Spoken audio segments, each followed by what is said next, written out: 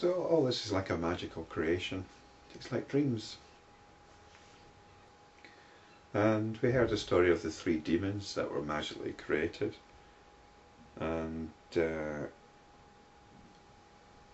they were real to the gods, and they almost defeated the gods. And Rama asked, how come they became real? How come they became real entities like us? And this is all like a magical creation anyway. So there isn't much difference, or there isn't any substantial difference between how these demons were created and how we're created. And we're all simply notions. And we had a bit of a warning about explaining this kind of thing to people, trying to explain this kind of thing to people, because it just seems so seems so crazy. O Ram, neither we nor these demons are real. The reality is the one infinite consciousness which does not undergo any change. In that infinite consciousness there arise the notions of yourself, myself, these demons, etc. And they are invested with reality because the perceiving consciousness is real. That's an interesting one, this idea of this perceiving consciousness is real. When you see something, you tend to believe it.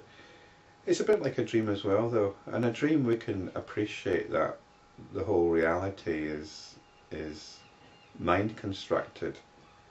But within the dream, when you see people in your dream, the first thought isn't, oh, this person's unreal, it's just a dream. You take that person as real, no matter how bizarre or strange their appearance or behaviour is. You take it as real. And I suppose we could say it's because the perceiving consciousness is real. What's actually activating the whole dream is real. And in the same way, what's activating our whole experience of the universe is real. And therefore we ascribe reality to the contents of our experience. And this perceiving consciousness is what I've referred to as the cognitive process. It's what allows us to create a story about things. It's that drive to understanding, to comprehension, to make a model of things which somehow allows us to predict events and to feel safe. Where this consciousness is awake, as it were, there such notions arise, and where it is asleep, there such notions are dissolved. So this consciousness here is really the cognitive process.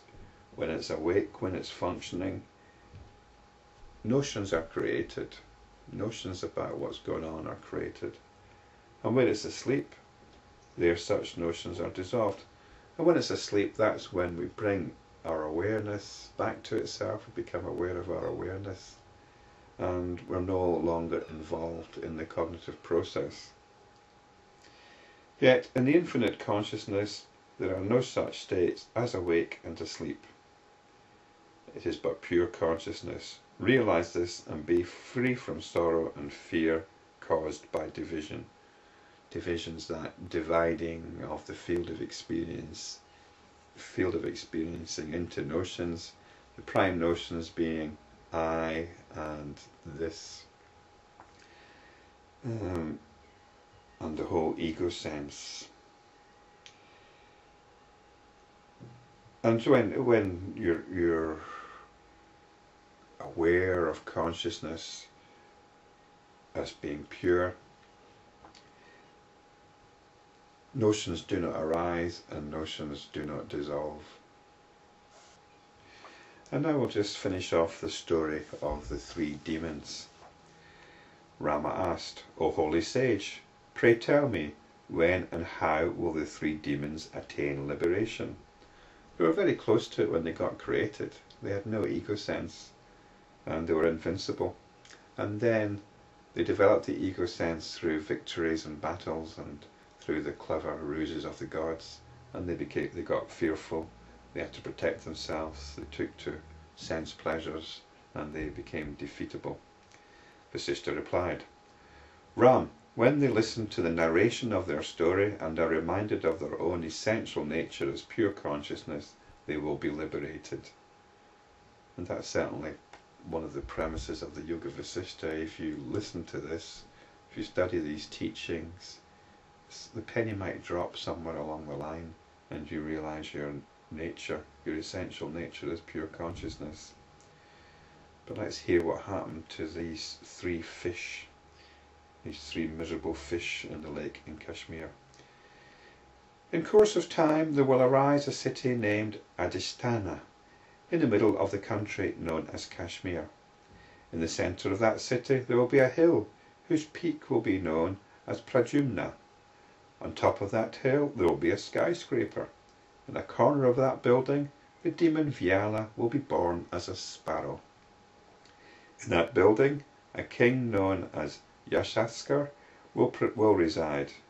The demon Dama will be born as a mosquito and reside in a hole in one of the pillars of that palace.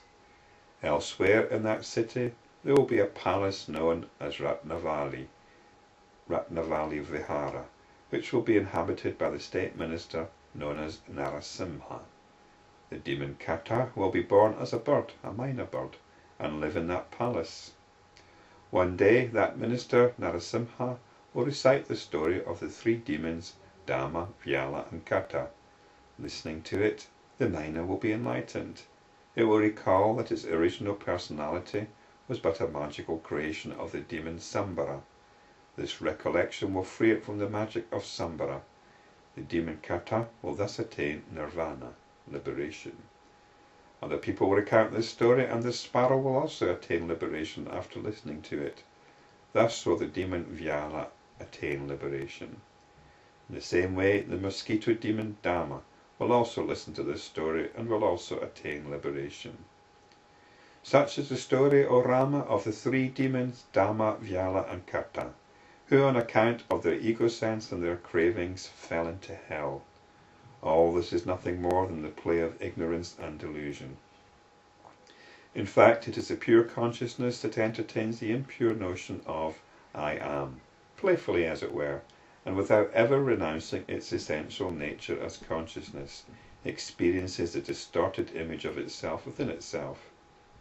Even though this distorted image is truly unreal, the ego sense, I am, believes it to be real and gets deluded. The infinite encompasses everything. The infinite encompasses the finite, and the finite is the ego sense.